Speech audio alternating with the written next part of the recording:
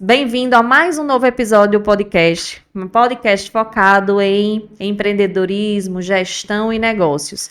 E hoje estamos aqui com um convidado para lá de especial, que é o Daniel. Primeiro, gostaria de agradecer a sua disponibilidade, o fato de você ter dado um sim para falar um pouquinho sobre empreendedorismo, sobre gestão, sobre performar mercado, sobre alta performance também pessoal que impacta na parte profissional. Então, muito obrigada, Daniel, e seja bem-vindo ao nosso podcast. Eu que agradeço, né, por ter essa oportunidade de estar aqui no EvoCast e a gente poder compartilhar um pouco da experiência da gente, tanto de vida profissional, de empreendedorismo e de como é legal a gente realmente poder passar isso dentro da comunidade, você mostrar como é empreender. Isso é muito legal, isso torna isso como missão efetiva.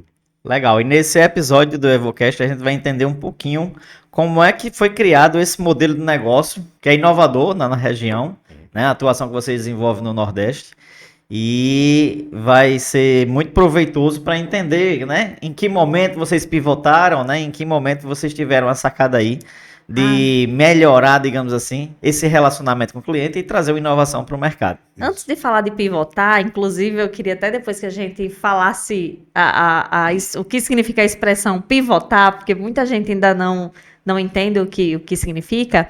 Mas antes de entrar nesse aspecto, vamos perguntar um pouquinho ao Daniel como foi a trajetória dele de vida profissional, pessoal, esses encontros. Fala um pouquinho, Daniel. Minha trajetória profissional, eu sempre fui executivo, né? Eu estudei economia aqui na UFRN e você sabe que quando você vai na universidade pública, chega um determinado momento que você tem que fazer estágio, né? Então, assim, apesar da minha família ser toda de funcionários públicos, eu não me via encaixado nesse mundo, né? Você sempre tem aquela questão de ter mérito, de ganhar bônus e tal, e principalmente quando você passa por algum esporte durante sua infância e adolescência. Sim. Eu fui atleta de judô há muito tempo, né? Então você tem toda aquela questão de competição e tudo mais, e eu sempre enxergava isso também para um futuro de vida profissional. Mas, ao mesmo tempo, eu tinha uma pressão familiar e na minha cabeça de dizer, poxa, vamos aquela questão da estabilidade, do funcionalismo público, Sim. porque você vai discutir com a família hoje, qualquer empreendedor aqui que vocês possam entrevistar vai chegar e vai dizer, poxa, o que é que você vai fazer quando você estiver autônomo, você estiver grande? Eu disse, não, eu vou ser empresário, eu vou ser empreendedor. Eu disse, meu amigo, não faça isso não, que coisa. Eu escutei isso. É verdade. Né? Você vai estudar para fazer um concurso, ter sua estabilidade, por aí vai.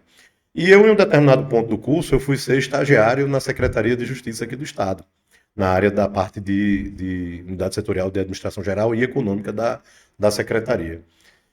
Eu tive uma decepção tão grande, passei 2 anos estagiando, eu só ficava 4 horas, era obrigatório do estágio. Como eu estava à noite, eu pedi para ficar o outro turno, porque eu queria aprender mais, eu queria assimilar mais coisas. Eu saía da minha área, ia para outras áreas para ajudar, para fazer uma série de coisas. Assimilei, aprendi muita coisa, mas quando chega na hora de você ter um reconhecimento, quando você chega a ter na hora de você mudar de posição, ser efetivado, meu estágio já estava se acabando, era o quarto semestre, né? Só Sim. podia 2 anos, e tinham me garantido uma posição na unidade que eu ficava, cargo comissionado, exatamente.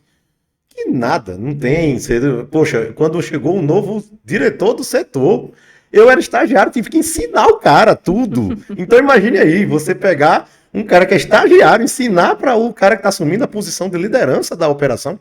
Aquilo me deu uma ojeriza, sabe? Me deu uma frustração tão grande que eu não quis mais saber de nada com serviço público. E aí eu tinha um amigo meu da universidade, que ele trabalhava na Pampulha, que lembra daqueles queijinhos, queijo ralado Pampulha. Ele tinha começado como repositor de supermercado e tinha galgado na empresa cargos, para aí foi para promotor, vendedor, gerente, foi para gerente regional em 1 ano e meio. Né? Esse cara saiu daqui de Natal, foi morar em Recife, já tinha uma posição bem legal e tal. E eu disse, cara, se tiver uma oportunidade lá, me encaixa. Não, se tiver uma seleção, me diga que eu quero participar. Então, assim, a minha ânsia era o quê? Era começar logo a fazer alguma atividade, a trabalhar, e, de certa forma, um espírito empreendedor em você estar buscando uma operação maior, eu estava na metade do curso ainda e tinha ânsia de querer logo começar a trabalhar. Eu já tinha trabalhado antes, com 15 anos tinha trabalhado no escritório de um tio meu, de advocacia, mas porque queria ter essa questão de autonomia financeira, mesmo não precisando. A família dava todo o suporte, né? Queria que eu ficasse focado nos estudos, mas o meu negócio era começar logo a ter o meu dinheiro, a minha independência. Isso. E aí eu fiz uma seleção, teve lá e tal, e eu fui ser repositor do supermercado. Então eu comecei no Nordestão, no Carrefour. Na época do macro, eu ajudei a abrir o macro aqui e passei um ano nessa operação. Aí fui para promotor vendedor, aí foi quando eu comecei a questão de vendas efetivamente dentro das redes supermercadistas. E a pessoa, quando fala assim, diz: Ah, Daniel, então você está hoje numa determinada posição. Eu disse: Tá, cara, mas eu comecei como repositor de supermercado. O que é que o repositor de supermercado faz? Ele repõe a mercadoria que você vai lá comprar, ele faz o controle de estoque. No caso do vendedor, ele tira os pedidos lá com o supermercado. E isso ainda tem que ter tempo para estudar à noite, né? E por aí vai. Quando eu saí dessa operação, o cara que tinha sido meu supervisor, que morava em João Pessoa, ele abriu uma empresa de representação e pegou uma representação de várias coisas e estava concorrendo a uma representação da Warner Lambert, né? A Warner Lambert era a empresa que tinha a marca do chiclete Adams, do Trident, né? Do Listerine, do barbeador chique, que era concorrente da Gillette, entre outras coisas. E você tinha que fazer uma seleção para ser o empreendedor, o representante dessa marca aqui no estado. Aí ele disse: Cara, tu quer ser meu sócio? Eu digo: Vamos, eu vou para dentro. Aí vamos, né? Antes disso eu tinha tido uma experiência que foi onde eu levei Tiago para dentro da equipe lá na Smile. Foi quando a primeira experiência da gente com assistência médica, foi quando eu saí da Pampulha, entrei como supervisor de vendas da operação, e aí Tiago veio para ser vendedor da minha equipe. Então a gente meio que encaixou lá, eu passei um tempo ainda, acho que 6 meses nisso, saí, Tiago ficou. Aí Tiago ficou, como depois foi supervisor, foi gerente geral da Smile aqui de vendas, né? E eu saí e fui para esse ramo da representação da Adams. Era um senhor contrato. Eu, assim, pelo fato de já estar na universidade, já tinha alguns diferenciais que eles pediam, tinha que ter carro próprio, tal, não sei o que, tudo. Ótimo. Aí fui empreender nisso. A veia, quando morde você, aquela abelhinha, né? Então, eu já tinha um relacionamento muito bom dentro dos supermercados, desde o pessoal de base, de operações, até o pessoal de compras, de gerenciamento, de tudo. Por quê? Porque você, principalmente no Nordestão, como os donos, eles estavam dentro da operação. Os donos, eles estavam todo dia visitando as lojas e tal, e eles falavam com todos. É diferenciado. O pessoal deles é bem diferenciado em relação à relação interpessoal dos funcionários e dos fornecedores que trabalham lá dentro. E aí eu, assim, ganhei uma certa consistência nessa seleção e o pessoal passou. Fiquei como representante da Adams aqui e era excelente, porque eu ficava com todos os supermercados que tinham acima de 5 checkouts, né? Então era B2B, não era B2C, e eu não ficava com a distribuição. A distribuição aqui era feita pela DAB. Então, o meu negócio era fazer puramente a jornada de venda para o B2C. Né? Só então eu pegava o quê? Carrefour, Bom Preço e só as grandes redes. Só as grandes redes. Né? E também a Rede Mais, que já existia na época. Esse negócio era tão bom, ele era uma representação exclusiva, eu não podia ter outra representação. Alberto, que era meu sócio, ele teve uma outra empresa que ele montou outros negócios. Mas para essa, você não podia ter outra. Tem exclusividade. Tem exclusividade. E a gente ganhava um percentual de remuneração muito bom. O volume devia ser bom. Era muito bom. E você tinha uma equipe de promotores que ficava organizando, então era esse o processo. Ganhei um certo recurso, muito bom, e chegou um ponto que sabe como é multinacional, né? Aí veio a Warner Lambert e ela foi vendida para a Pfizer, para o laboratório Pfizer. Sim. Comprou essa operação. E aí ele tirou todos os representantes do Norte e Nordeste e colocou o modelo que já aplicava no Sudeste, que era o quê? Deixava direto o canal de vendas indústria direta com a distribuidora. Sim. E aí colocou o pessoal de rota, de moto, que gastava muito menos e tal, e com um comissionamento muito menor também. O centro de distribuição deles. Isso. Como eu tinha, era exclusivo, o que foi que aconteceu? Poxa, exclusivo, não tinha outra coisa, né? Então, sim, teve uma indenização de rescisão do contrato, mas fiquei a ver navios. E aí, nessa época, para você ter uma ideia, eu tinha acabado de casar, A minha mulher, eu fazia 1 ano e pouco que eu estava casado, aí ia fazer 2 anos na realidade, aí minha mulher engravidou.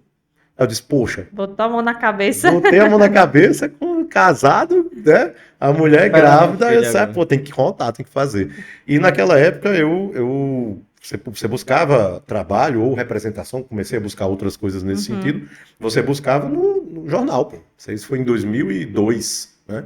Então você buscava na Tribuna do Norte e olhava os classificados e ver o que tinha. Sim. Aí eu vi um classificado lá que tinha um anúncio que não tinha quem era o contratante, que era a empresa que não dizia nada. Dizia que era na área de assistência médica, como eu já tinha trabalhado na Smile, aí eu me candidatei.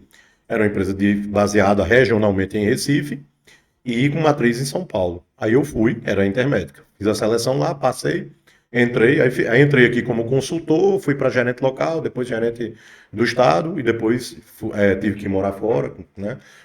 Morando lá em São Luís, que era a metade da regional, e eu passei de 2002 a 2010 nessa empresa. Fazendo toda essa escala, foi uma grande escola para mim, na realidade, tanto do ponto de vista de operação na área de saúde suplementar, como também na área de você montar projetos, montar canais de venda, porque todo o treinamento de venda, o treinamento de pós-venda, o acompanhamento do pós-venda, o acompanhamento das operações, como eu disse, eu ficava, quando eu fui para gerente regional desses estados todos, eu ficava com operações, com vendas e com relacionamento com o cliente. Então, operações você tinha alguns desmembramentos, montagem de rede de assistência, então negociação com o hospital, negociação com clínica, acompanhamento de índices de desempenho dos KPIs de cada centro médico, ela tinha centro médico próprio, fazer toda a parte de venda, treinamento de venda, acompanhar a equipe de venda, tanto consultores próprios como os canais de venda de fora, que eram os corretores, né? Sim. A gente credenciava o pessoal para que eles vendessem para a gente em todos esses estados, e o relacionamento com o cliente, que era um relacionamento não com o cliente B2B, era o cliente B2C. Né? Não era o B2C, era o B2B. Era o B2B. Né? Então, por quê? Porque ela só faz com empresas. Quem eram os clientes dessa empresa? Era o Carrefour, era o Bom Preço, era a Volkswagen, era o Macro. Entende? Então, assim, eram grandes redes, principalmente na área de varejo, que eles tinham supermercados, atacados, esse tipo de coisa. E a gente ainda tinha a missão de atender essas grandes contas, que as decisões eram feitas em São Paulo, mas também crescer aqui com contas locais. Então, a área de vendas, ela foi focada nessa estrutura.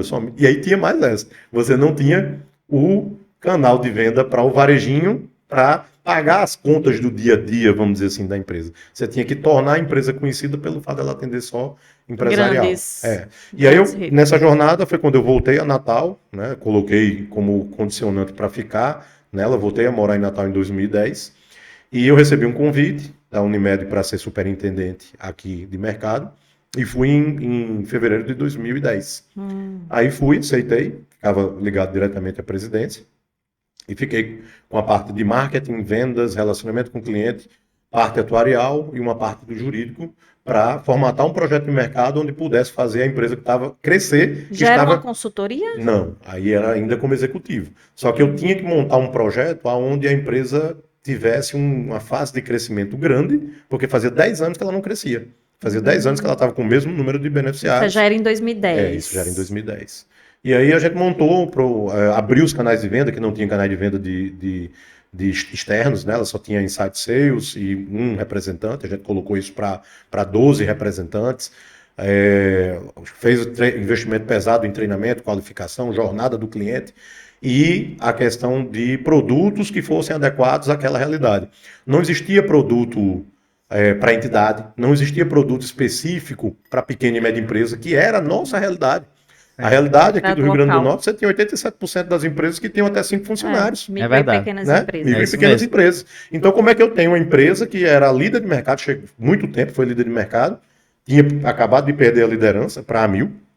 A Amil passou 10 anos crescendo aqui em Natal, sem praticamente reação da Unimed, porque sempre teve aquela questão da preocupação muito forte com o institucional da marca Unimed. Mas isso chegou a um ponto que você tinha tentativas de produtos novos no mercado que eles não lograram êxito. E quando a gente concebeu um produto que era o pequeno e média empresa, que ele tem umas características específicas de preço, de contrato e de mecânica de utilização dele. E que se você manter sempre a venda num patamar X, ele acaba sendo um produto muito rentável, porque ele garante um colchão financeiro para a operadora antes das pessoas começarem a usar. Né? Então era só manter essa roda funcionando. Então para isso você tem que ter algumas coisas de maneira muito assertiva. Um marketing bem posicionado, produto muito bem precificado, muito bem calculado, rede bem montada e, o principal, o canal de venda muito bem estruturado para poder chegar onde realmente era para chegar. Vendeu muito bem, chegou num patamar muito interessante de mercado, como eu disse, entrei na operação, tinha 108 mil beneficiários, saí, deixei com 140 mil.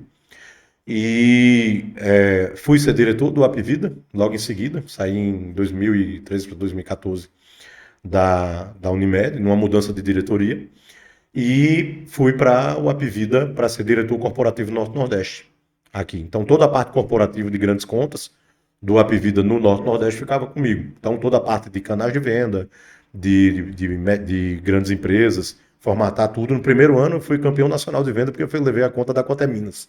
Né? Então foi uma conta bem interessante e bem legal de desenvolver. E aí veio a questão da virada realmente para ser empreendedor. Desculpa. A gente, em 2014, estava se desenhando aqui um contexto onde a Federação das Unimedes do Rio Grande do Norte ela estava virando operadora, deixando de ser somente a federação. As outras Unimedes que existiam aqui no estado, a exceção da Unimed Natal, estavam se juntando para formatar uma coisa única através da federação estadual. Aí o presidente entrou em contato com a gente e me convidou para montar um projeto de mercado para ele, perguntou se a gente poderia montar isso. Aí eu disse, cara, monto, só que eu hoje ainda sou executivo, né? Aí ficou aquele medo, aquele limiar, poxa, eu largo o que eu tenho hoje, em um determinado posicionamento, em uma empresa grande que estava com um cenário muito promissor, porque é uma empresa que estava se preparando para abrir capital. Né? O Apvida, ele fez o IPO em 2018, né? Sim. E assim, tava com esse cenário se anuviando, já vinha numa jornada de crescimento muito forte. Eu digo muito que às vezes que lá não é nem tanto um plano, além de um plano de saúde, eles são uma máquina de vendas, né? Porque você quer aprender a vender, cara, vá lá no Apvida que você aprende, nem que seja à força. Tanto a questão de processo, como as técnicas e como nunca desistir de nada, porque lá é meta por meta acima da meta. Tudo que você imaginar, acho que até o faxineiro tem meta lá. Né? Então, cara, é um negócio assim que realmente é uma escola.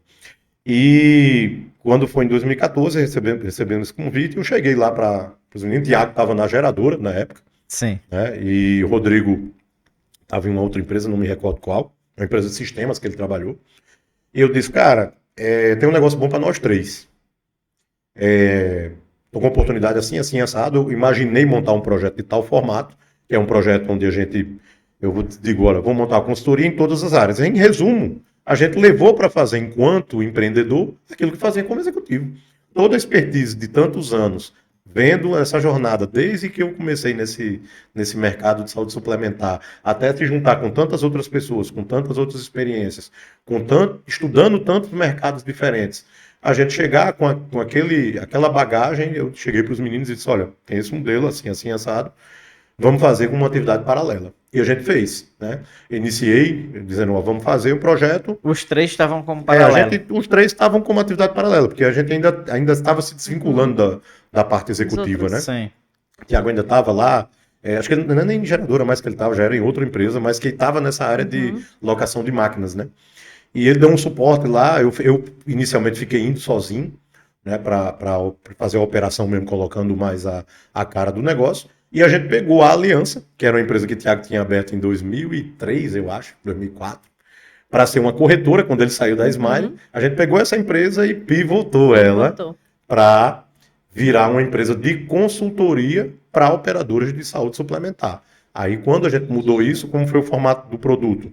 Olha, eu chego para a tua operadora, monto o diagnóstico, faço isso gratuitamente, digo tudo o que precisa ser realizado, o que não está em conformidade com as práticas de mercado e com as práticas regulatórias, e o que a gente precisa de alta performance. Qual era a ideia?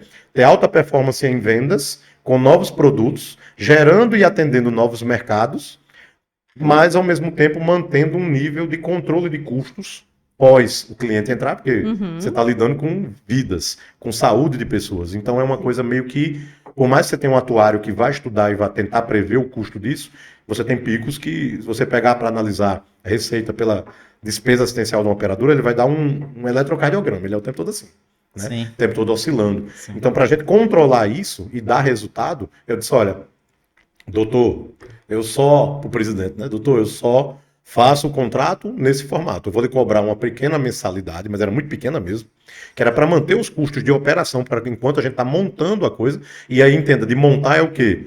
Fazer toda a parte de análise da empresa, estruturar novos produtos, mandar registrar, que aí quem manda a registração é eles na agência, fazer as precificações, montar as peças de marketing, credenciar as forças de venda, todos os canais, né? Treinar, capacitar, investir em tecnologia e, depois disso, aquilo que for, startou o projeto, lançou, aquilo que for comercializado nas diversas vertentes que a gente puder fazer e aquilo que a gente rentabilizar, a gente ganha um percentual em cima do resultado. Né? Então, ou seja, tirava tudo que já era da operadora e em cima do que sobrasse do resultado, se a gente atingisse as nossas metas prometidas, é que a gente ganhava. Ou seja, é sob performance total. Né? Sob o risco total. Totalmente de vocês. Um risco ganha-ganha assim, absurdo, né? Porque se para ele, se não der certo, eu tenho prejuízo e ele não tem nada. Né? Agora a gente... Não, aí assim, pivotamos para esse modelo, deu tão certo, mas deu tão certo que a gente replicou isso para outros estados, para outras operadoras, principalmente dentro do sistema Unimed, e aí montou uma rede, e aí surgiram negócios derivados, né? Surgiu parceria com a administradora de benefícios, surgiu a própria Benefice, entre outros negócios. Roosevelt, só um adendo aí para os empreendedores que nos assistem. O que é pivotar um negócio? Tá. Quando se fala em pivotar, o termo, né, de pivotar, ele está muito relacionado a startups, né? Isso. E quem é dono de startups, quem vive nesse mundo, sempre está falando sobre isso. Ele está relacionado ao fato de você mudar a direção de uma empresa, tendo como base o aproveitamento do que ela é, né? Então, quando o Daniel... a essência. A empresa... É como se a empresa mudasse de direção e o empreendedor estivesse utilizando toda a estrutura dela.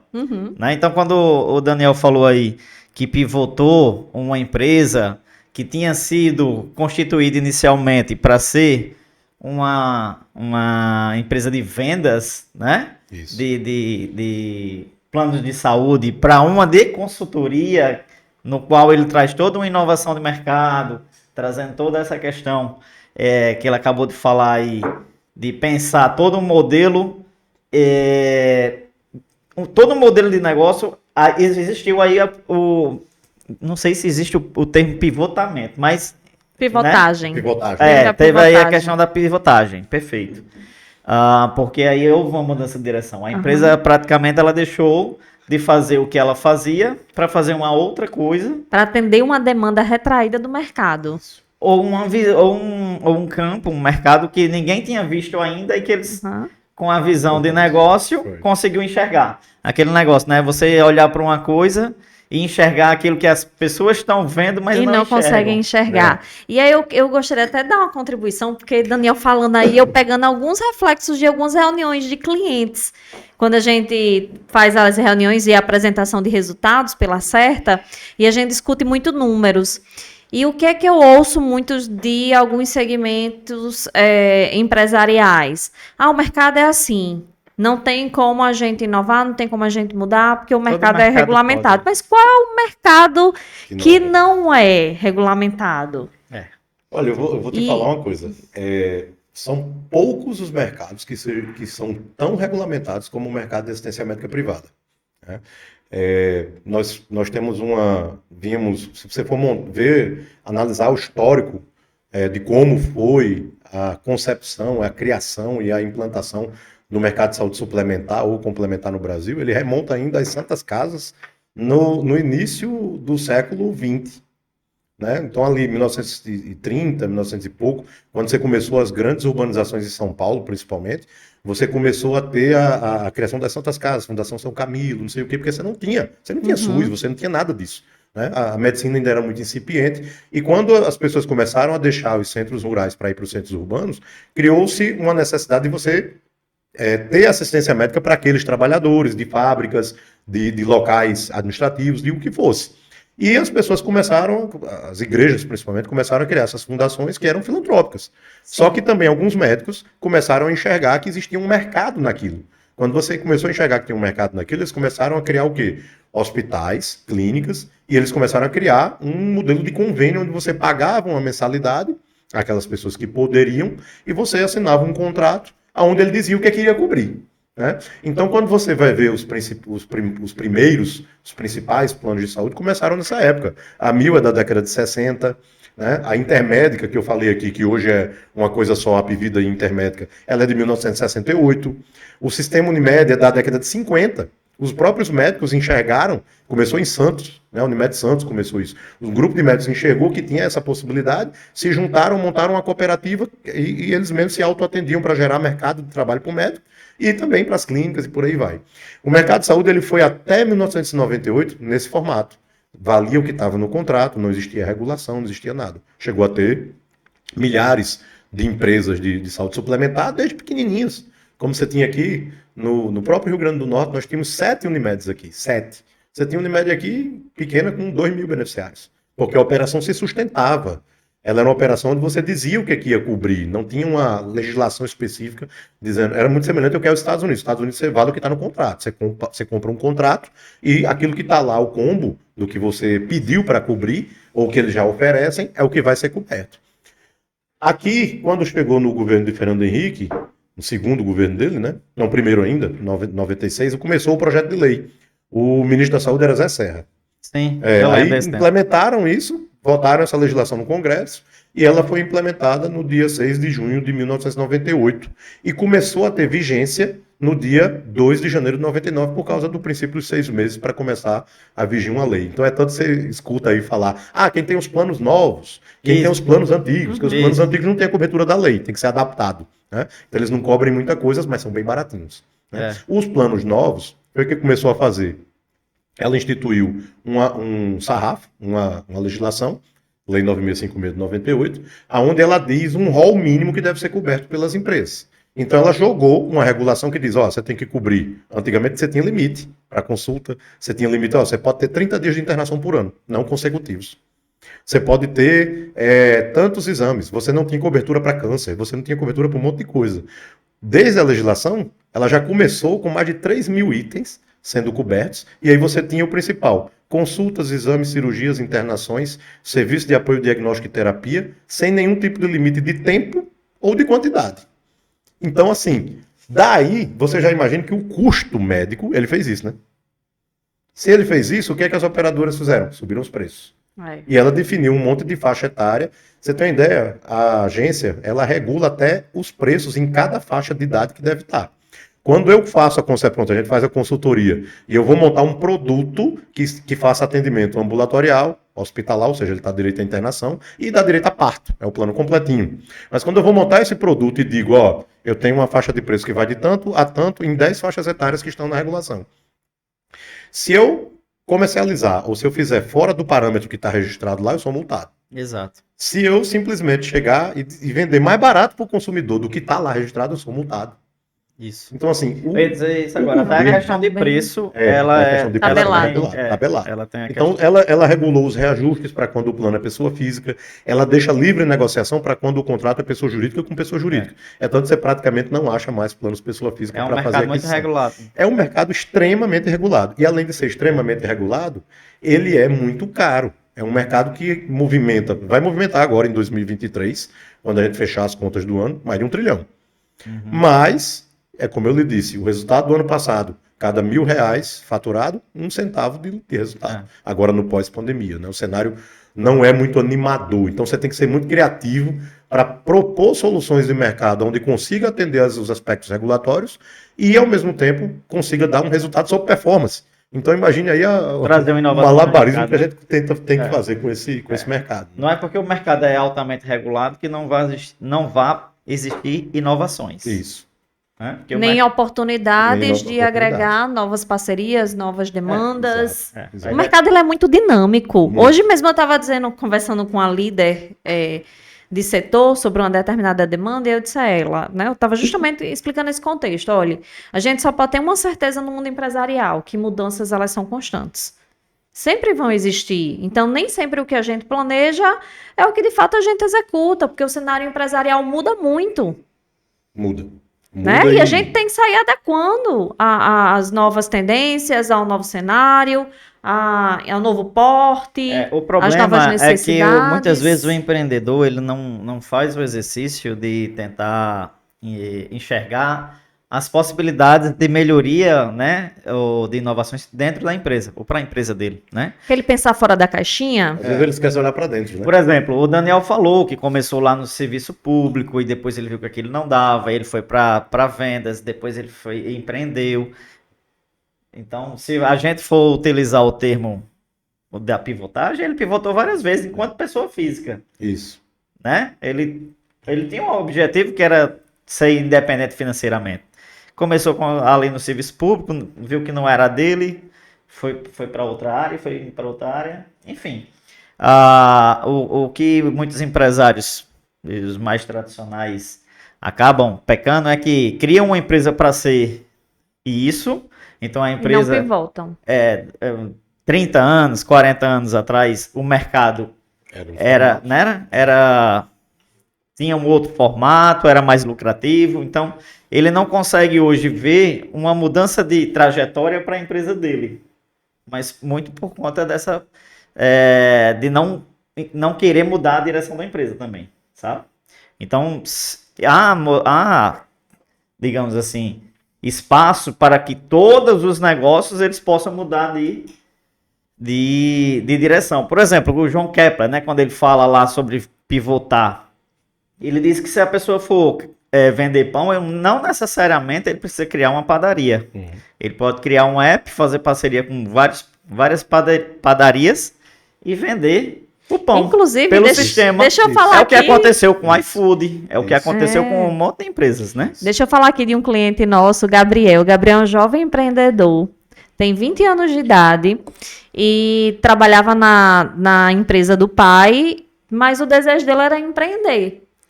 E aí, o grande site que ele teve era empreender dessa forma, ser um intermediador entre o produtor e o consumidor. Então, hoje ele vende pizzaria, mas ele tem uma pizzaria? Não.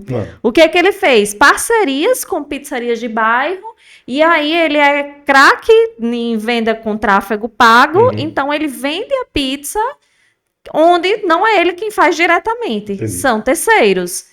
Então, a pivotagem no empreendedorismo diz muito essas direções, essas tendências de mercado que a gente precisa estar esperto. Por exemplo, Daniel, também, você acabou de dizer que meio que vocês criaram um ecossistema de empresas mediante a necessidade, às vezes, de fragmentar alguns serviços pela necessidade do mercado.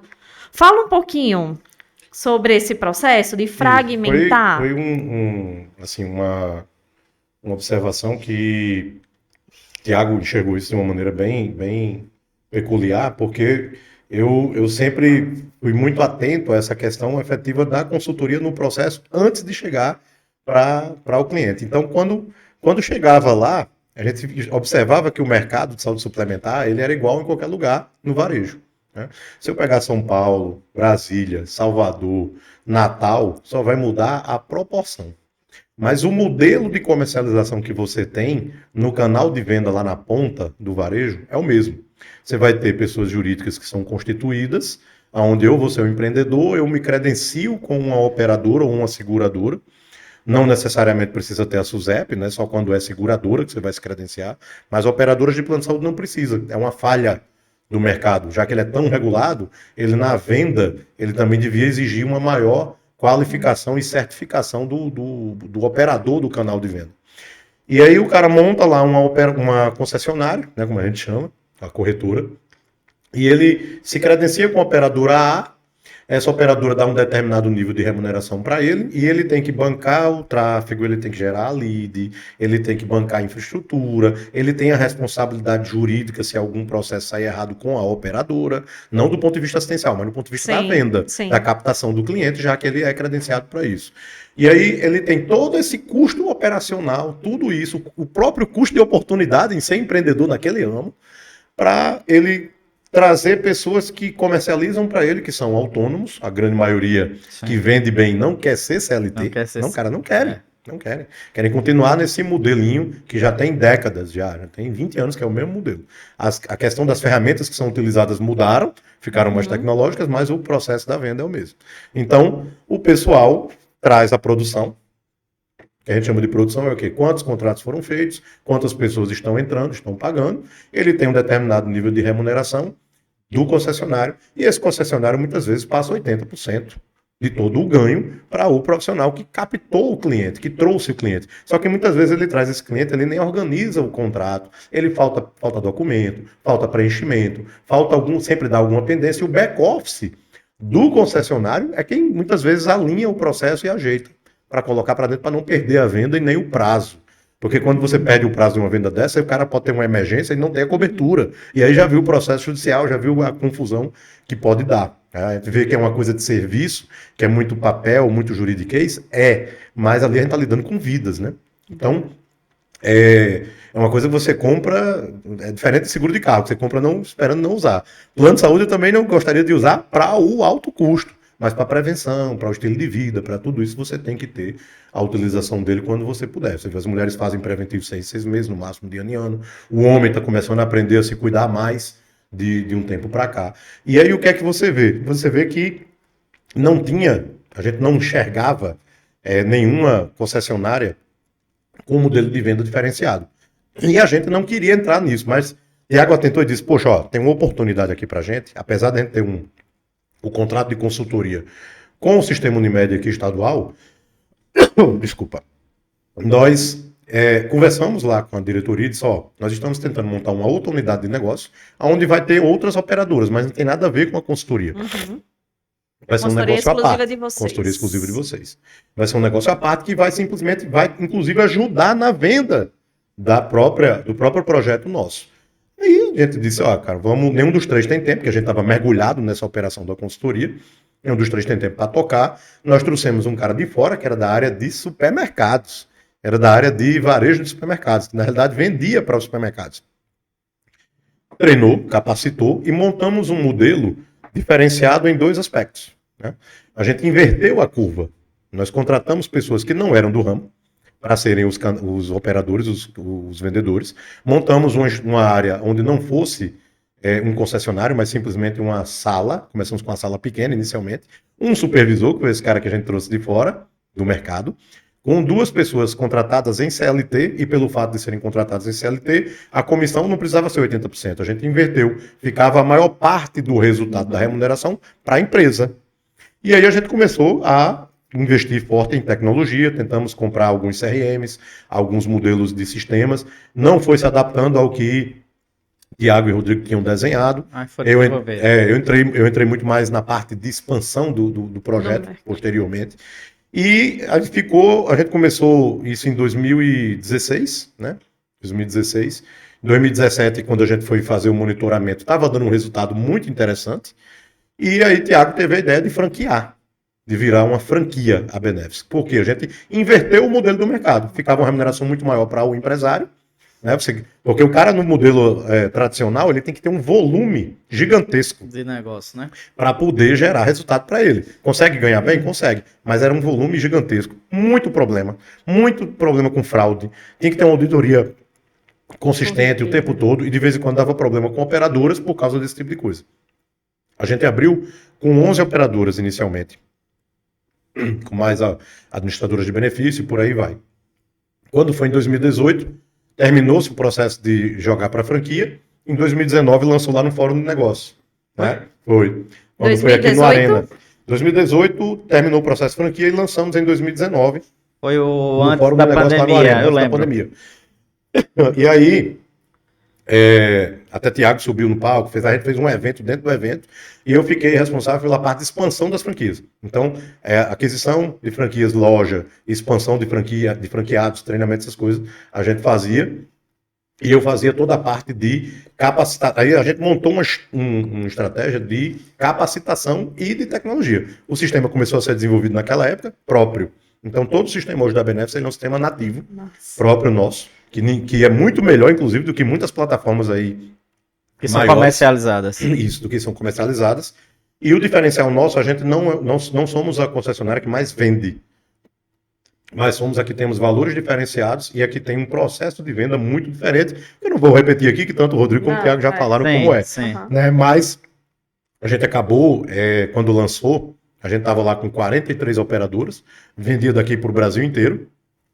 E você tinha produtos de referência, tanto seguradoras como planos de saúde. Aí começou a ter seguro de vida, a parte de seguros, como o Rodrigo disse, tem uma divisão lá só para seguros, e uma parte só com foco que é saúde, porque é o que dá mais rentabilidade.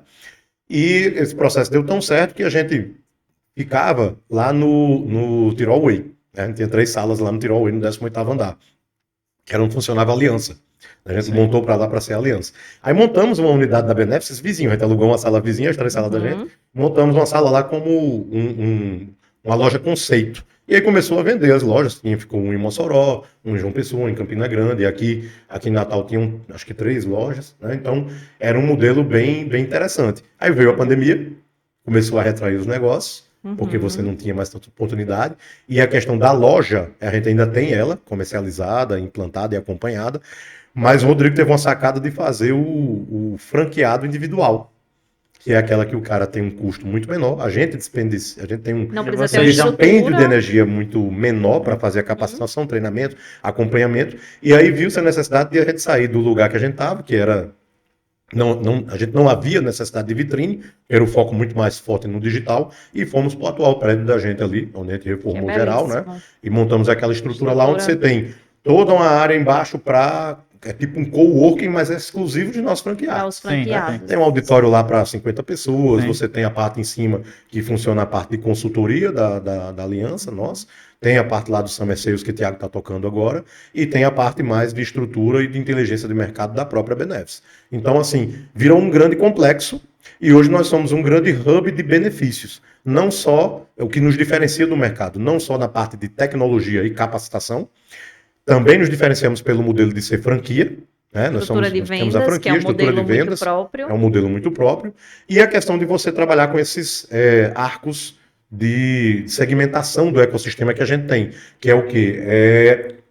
A parte corporativa, com esse diferencial de ter esse acompanhamento holístico, 360 graus, com várias soluções, inclusive com uma coisa inovadora aqui para o mercado do Nordeste que a gente trouxe, que é um plano de medicamentos, não é um plano de saúde, é um processo que acompanha a política de benefício de uma empresa, mas você faz a aquisição de um modelo onde você compra uma taxa que você vai pagar mensal, como uma mensalidade de plano de saúde, mas você tem um crédito mensal para gastar com medicamentos que sejam receitados. Nossa. Então eu tenho lá, eu pago R$15, tenho direito a R$100 por mês, não cumulativos.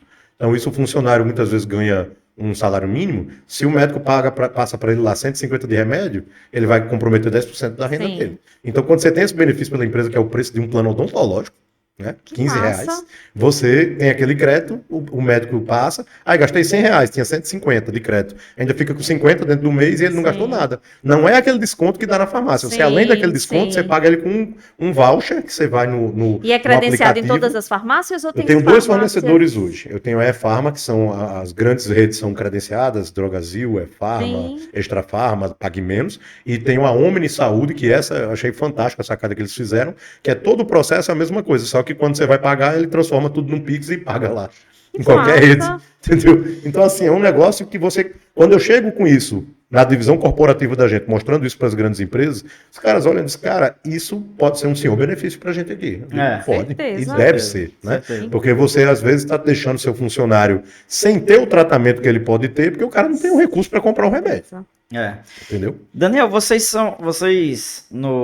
pelo que conheço você, Rodrigo, né, e Thiago, viraram especialistas na área de vendas, né? Um receio que eu tenho muito na área de vendas é que muitos eu vou dizer profissionais, mas muitos Sim. profissionais fazem a venda pela venda. Isso. E esquecem de fazer o relacionamento, né? Com vocês eu vejo que isso é um diferencial, né? Porque o relacionamento e o pós-venda é tudo para que a gente possa desenvolver negócios sustentáveis para longo prazo. Fala um pouquinho como é o modelo de relacionamento de vocês, que inovações vocês trouxeram no mercado que vocês atuam, trabalhando nessa questão do relacionamento forte. Cara, assim, o que é que a gente enxerga lá como premissa? Nós enxergamos como premissa eu gosto muito de uma frase que o Thiago fala muito bem disso, né? Antes de você fazer negócio, faça amigos. É verdade. Então, assim, quando você vai dividir isso pela estratégia de negócio da gente, como é serviço, é diferente de você vender produto, né? Serviço, você está vendendo muitas vezes uma coisa que ela tem uma prestação de serviço continuada, mesmo que não seja você o fornecedor, você seja só o canal de venda. Mas aquela pessoa que fez com você uma parceria, fez um ganha-ganha, que você tratou o canal de venda, seja ele no varejo, dizendo no mercado da gente. No varejo você vai fazer para uma pessoa, né? Ou para uma pequena empresa, que geralmente é uma família. Você pega a maioria das empresas que a gente faz lá, é o cara que está trabalhando com o filho e a esposa, né? Então, quando você faz esse nicho, ele fica ligado àquela pessoa que a gente colocou para ser o canal de venda dele. Pelo fato de a gente investir muito forte em capacitação e em tecnologia, então o CRM da gente, ele dá lá todos os campos que você precisa para monitorar venda daqui até determinado ponto, requente a lead, mesmo que não compre agora. Faça a questão do aniversário da pessoa lembrar disso, daquilo. Como eu disse aqui antes, quando a gente estava briefando, a questão de você ter vários produtos dentro do hub que a gente disponibiliza. Então, muitas vezes, o cara comprou o plano de saúde, mas o cara não se ligou que ele tem um imóvel, que ele lutou a vida inteira para construir ou para comprar. E muitas vezes ele não tem um seguro desse imóvel, que se o imóvel pegar fogo, ele perde tudo. Aí muitas vezes o cara tem uma pequena empresa, como a gente teve um cliente agora recente, que ele tinha feito o seguro para toda a estrutura da empresa, mas não tinha feito para o maquinário dele, que era um maquinário que custava milhões. Entende? Então, assim, você acaba, através do pós-venda, através da tecnologia que a gente investe para que você monitore a jornada do cliente, inclusive no pós-venda, e pelo tipo de capacitação que a gente investe em você manter relacionamento forte com o seu cliente, seja ele de varejo, como eu estou dizendo aqui, para que você possa não só ter ele próximo a você e quem sabe até virar amigo, mas você também poder ofertar outras soluções para outros problemas que ele tenha ou que ele nem sabe que tem. Né? Muitas vezes você está ofertando um produto que ele não sabe que tem a demanda. Eu acho assim, o supra-sumo da venda que eu acho é você criar uma demanda para um produto que você construiu, né? Então, assim, é uma coisa que é fora do normal. Você desperta naquele consumidor a necessidade que ele não sabia que tinha. Então, como a gente tem uma gama de produtos muito forte, desde consórcio, plano de saúde, financiamento, seguro de vida, seguro de responsabilidade civil, seguro de barco, seguro de bike, né? Então, você tem de tudo lá. Então, assim, acaba sendo um portfólio de soluções tão grande que muitas vezes o nosso próprio franqueado esquece de ofertar. Aí, para isso, tem a tecnologia, para isso, tem o sistema, para isso, você fica lembrando. E quando eu trato isso do ponto de vista corporativo, aí que a figura do relacionamento e das conexões entram mais ainda em evidência. Porque quando você trata de vendas de grandes contas ou de montar grandes projetos, ele acaba tendo um aspecto muito mais relacional do que o varejo. O varejo você tem uma coisa já meio que pré-formatada, ela é mais simplificada do ponto de vista de precificação, de jornada da venda e tal. Nas grandes contas, você tem toda uma construção de confiança, de rapport, de relacionamento, de conexão e de indicações. A questão da prova social, a questão do que você faz, a questão da sua reputação chegar primeiro do que você, né? Porque onde você vai, a sua reputação vai chegar primeiro. Então, isso do ponto de vista corporativo é fundamental. Então, a gente investe muito forte nessa questão da venda por conexão, por relacionamento. Participamos de grupos empresariais, participamos de reuniões de entidades representativas. Então, aonde você imaginar que tenha negócio, a gente tem que estar presente. Tem que estar junto. Tem que estar junto. Perfeito. E tem total nexo, né? Vou até mandar um abraço forte aqui para Rodrigo, para Tiago e Eugênio, que são nossos parceiros. Estamos aí dentro dessa plataforma do Summer Sales e algumas parcerias que, se Isso. Deus quiser, virão aí pela frente. Então, meninos, um forte abraço para vocês. Vocês são sensacionais. E pelo que eu tô vendo, Daniel é do mesmo, no mesmo nível. Então, um forte abraço. Pois é, porque assim, quando a venda pela venda, ela é chata do ponto de vista porque não existe um ponto de ligação, né? Na linha do tempo. Isso. Como a gente tava falando aqui no antes, né? Muitas vezes a gente vai abrir uma conta com um gerente de banco. Esse gerente de banco sai, a gente não fica sabendo. Quem entrou não entra em contato. E quando você vai precisar de ir no banco, você não sabe nem com quem vai falar, né? Então, o relacionamento para a questão de venda é tudo. E traz confiança. É verdade. Né? Como você foi brilhante quando você falou aí sobre essa questão da conexão e das indicações, né? Porque só indica quem tem um relacionamento, quem acredita. Você tem ideia, você vê, assim, eu costumo dizer muito, vou dar um exemplo simples, né? A diferença entre você fazer um seguro do seu carro com o banco e você fazer com um corretor de seguros. Cara, você vai fazer com o banco, o gerente do banco vai lhe atender, vai tudo, às vezes você faz até pelo app, né? É uma coisa mais simples, é uma coisa que você tá lá, aquela coisa crua, o preço vai ser melhor. Uma coisa fria, né? O preço vai ser melhor. Agora, precise. É verdade. Porque o corretor de seguros que lida com auto, ele é um solucionador de problemas. Você vai ligar para ele em qualquer hora. Você vai dizer, cara, bati. Alguém bateu em mim. A bateria descarregou, A bateria descarregou. Ele vai apresentar a solução, ele vai dizer como, ele vai isso, vai aquilo. Rapaz, eu tive um sinistro. Um cara bateu em mim numa certa oportunidade e o cara tinha um seguro de primeira linha. Não vou citar aqui o fornecedor, mas o cara tinha um seguro de primeira linha, muito bom. E quando chegou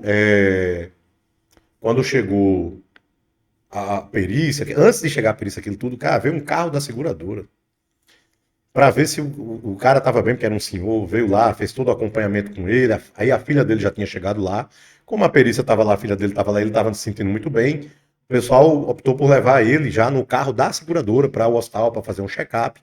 Veio outro carro da seguradora com o corretor que atendia ele, trouxe lanche para todo mundo, porque envolveu moto. Sabe, o cara tinha caído na moto na frente, então como tinha ferido, você não podia tirar os carros, né? Tem todo aquele cenário que não pode mexer. E o cara triscou em mim, eu fiquei lá olhando. E o que eu mais observei era o quê? Era o cuidado que essa seguradora e que o corretor tinha em atender não só o cara que era cliente dele, mas as outras pessoas que estavam envolvidas. Então, assim, quando você vê esse cuidado, essa premissa, o que é que ele pode tirar dali? Se você pode ter tido até uma coisa mais barata, mas você não ia ter esse acompanhamento. Você não ia ter esse cuidado, né? Você não ia ter alguém cuidando disso para você. O cara meio que funcionou como um concierge ali. E meio que num momento de extrema crise, extrema né? crise, você acaba gerando uma experiência boa, né? Porque como você falou, os benefícios se estenderam até a outras pessoas envolvidas. Exato. Então as pessoas que se envolveram então, devem, o cara vai perguntar, qual é a seguradora desse cara? Qual é a seguradora desse cara? O que é que atende ele? Exato. Né? Então, assim, e é uma seguradora que não vende através de banco. Entende? Então, assim, é só com corretor.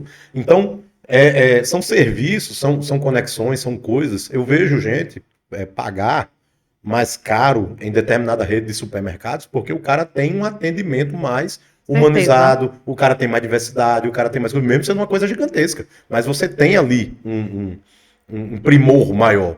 Então, quando você tem esse tipo de qualidade no atendimento, quando você consegue montar um ecossistema como o que a gente montou, de ter desde o cuidado na captação do cliente até o posterior cuidado dele, indicação de rede. O cara quer saber, muitos clientes ligam para consultores nossos, para franqueados nossos, dizendo, o médico fez uns exames, eu estou com tal patologia, eu estou meio desorientado, como é que eu posso? O pessoal vai ter o cuidado de indicar um profissional, se ele precisa de uma segunda opinião, se ele quer fazer um outro tipo de exame, preservando a questão da necessidade ou não dele fazer aquilo. Entende? Então a gente consegue atender os anseios do nosso cliente e do nosso fornecedor parceiro, que são as operadoras. Então, assim, o cuidado com a vida, o cuidado com a saúde, do ponto de vista que a gente da Beneficent leva em consideração, até mesmo a questão do estilo de vida. Até a questão do estilo de vida que você tem que ter Isso é premissa, afinal de contas a gente lida com plano de saúde, não é plano de doença. É verdade. Então a gente precisa ter esse tipo de conscientização. Então a gente leva muito isso. Aí vem tanto a questão de performance, de trabalho, tanto a performance de vida pessoal, tanto a performance que a gente tenta replicar isso enquanto lideranças lá para os nossos, tanto funcionários, como também para os franqueados. Para os franqueados. Daniel, e esse ecossistema, daqui a 5 anos, como é que você observa ele? Cara, eu assim, a gente almoçou junto hoje com um amigo nosso de São Paulo, né? Eu, Thiago e Rodrigo. E assim, vislumbramos coisas que são, a gente não vê fronteira, né? Eu particularmente, para o mercado de saúde suplementar, ele passa por um momento muito crucial. Pelo aspecto que eu já falei aqui, de ser extremamente regulado.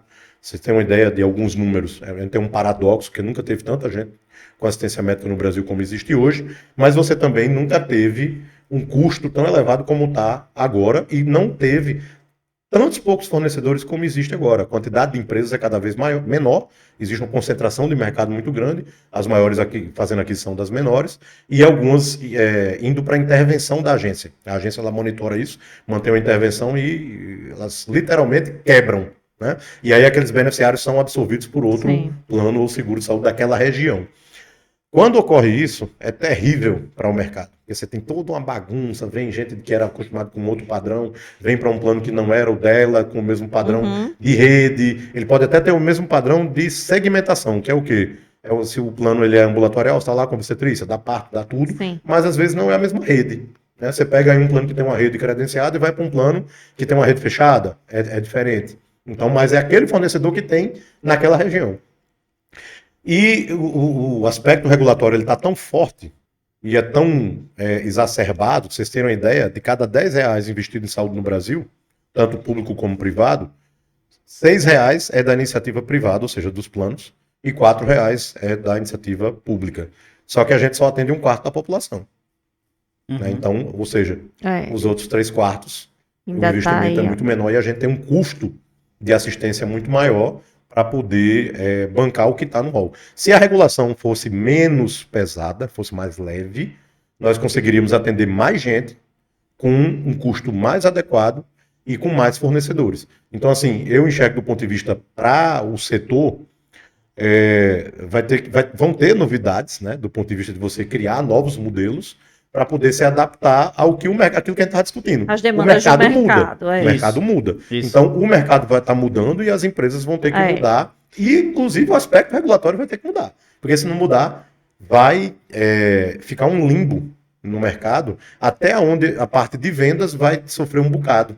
Porque ou você vai ter fornecedores que têm redes de atendimento 100% verticalizadas, ou seja, tudo deles, ou você vai ter operadoras que são de ticket médio de altíssima renda, que vai dar Sírio-Libanês, Einstein, por aí vai. Sim. Esse meio vai deixar de existir. Como se tivesse só os extremos. Exatamente. E aí ficasse ali porque o intermediário. Porque a parte do meio, ela está ficando insustentável de você manter com o atual patamar regulatório, o atual ticket que você consegue cobrar do cliente. Sim. Ao mesmo tempo que a despesa que essa assistência está dando não está fechando a conta para a maioria do ecossistema de atendimento.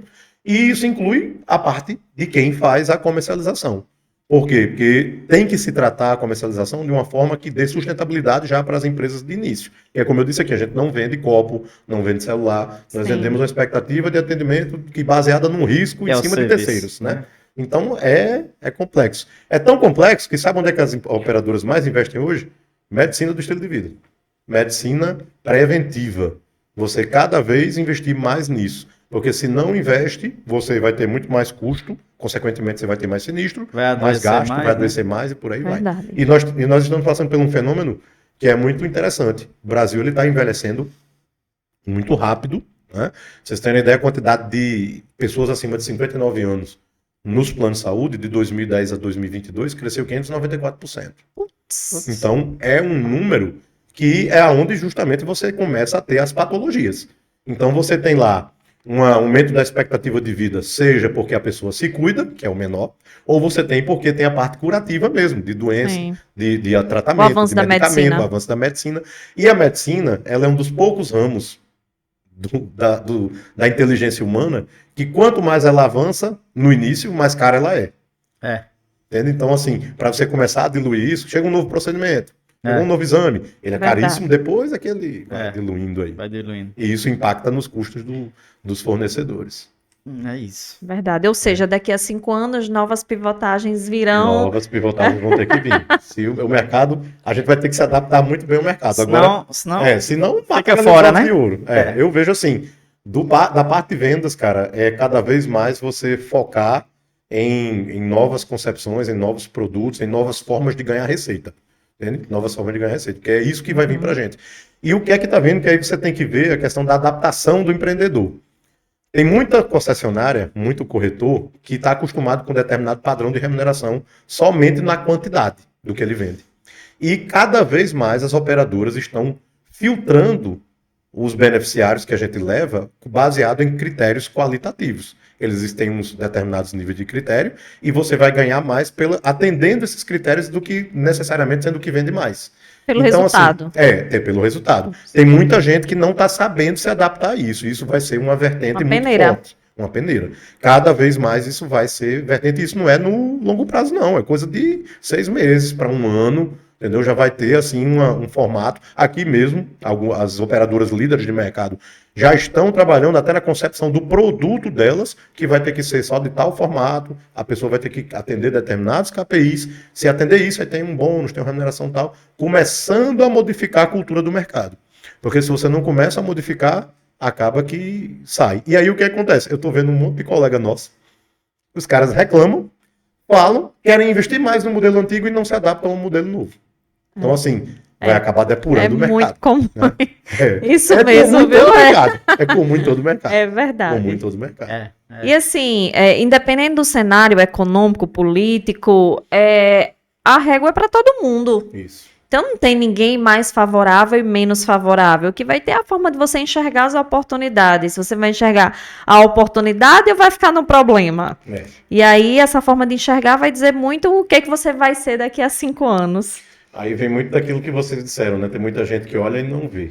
Né? Então, quando você acaba enxergando com um olhar um pouco mais focado, mais aberto a ver além da escala de cima, você alcança patamares que os outros não conseguem alcançar. É bem isso. Nossa, Daniel, por mim a gente ficava aqui horas e horas e horas, mas está chegando ao fim do nosso episódio hoje do podcast. Você gostaria de fazer mais algum? Eu acho que os três, né? Os 3 meninos, vou chamar, né? Daniel. Eu sou o velhinho da turma. Rodrigo e Fez num grupo, Thiago, viu aí? Agora eu entendi o sucesso. Tá bom de fazer eu já encaixei o quebra-cabeça agora. Para 2024 tá bom de fazer uns 3. É verdade, gostei da proposta. Né? Então, muito bom. Aí. Agora vai já tá lançada a proposta. A gente aumenta o tamanho da mesa, bota mais um microfone. Com certeza. Daniel, para os empresários que nos assistem, assim, qual a mensagem que você poderia deixar, que você gostaria de deixar em meio a uma entrada de mais um ano, né, de mais um ano que vai trazer oportunidades, mas também traz problemas. Eu acho que empreendedorismo é essa montanha-russa, e aí vai caber a gente realmente filtrar e direcionar o nosso olhar para algo mais resolutivo e não problemático. Então, qual a mensagem que você poderia deixar assim de ânimo, de é isso mesmo, sofrer faz parte do processo de empreender, e, enfim... eu creio assim, eu sempre sou, tanto a gente faz muito quando a gente faz aquele DISC, né? Você tem lá quais são suas características e tal, o perfil. E eu sempre sou extremista do otimista. Eu sou muito otimista, sou demais. Então, assim, cara, quando vem essa época de renovação, com que você tem a renovação de um novo ano, um novo ciclo, né, você acredite no seu potencial, acredite na sua empresa, na sua veia empreendedora, acredite que oportunidades surgirão, mesmo que você tenha que construí-las. Né?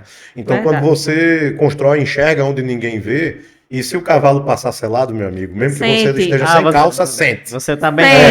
Você chegar e dizer, não, apareceu um negócio que eu não sei fazer. Vá lá e aprenda. Vá lá e aprenda, porque acima de tudo, uma coisa que eu sempre tive na minha cabeça, para poder empreender e qualquer outra coisa na vida, determinação e insistência. Você pode ter talento, você pode ter técnica, você pode ter tudo na vida. Mas se você não tiver determinação e insistência, amigo, você não sai do canto. É verdade. Então, é determinação e insistência para tudo. É só a mensagem que eu deixo. Chegou lá, tem dificuldade? Insistência. Vai levar não, vai levar queda, vai isso. Se levanta e vai de novo. Vai ter 1001 não? Vai ter. Vá novamente. Você vê, eu estou indo para uma viagem depois de amanhã para me reunir com um potencial cliente enorme para o nosso segmento, em outro estado aqui, e que fazia, assim, um ano que eu venho tentando, e praticamente toda semana conversa. A insistência. Ah, não dá, não sei o que. A persistência. A persistência, a reinsistência, é tudo que você imaginar. Então, de tanto que insistir, a pessoa ligou para mim e disse, olha, cara, vou ter tal data, vem aqui. Eu digo, olha. Então, já é um outro cenário, né? Daniel também usa a metáfora do cavalo selado. Roosevelt, ele diz muito isso. Eu falo muito sobre isso. Oportunidades, elas passam. Se você não aproveitar... Cara, eu tive um professor meu, que ele chegava e dizia, olha, se alguém perguntar para você se você sabe fazer uma coisa que ela tá precisando, diga que sabe, meu amigo, depois se vire para fazer. Nem que você contrate alguém que saiba, mas vá fazer. É verdade. Porque senão a oportunidade passa e você não aproveita. Com certeza. Tem que fazer. Daniel, deixa aqui as tuas redes sociais para quem está assistindo esse episódio. Né? As pessoas me encontram no Instagram, é Daniel Freire RN, né? Tem lá. E Facebook ninguém mais usa. e o LinkedIn é Daniel Freire RN também. Né? Das empresas? Das empresas é @Grupo Aliança, né? aliançaconsultoria.com e benefices.com.br. E @benefices, né? No Instagram.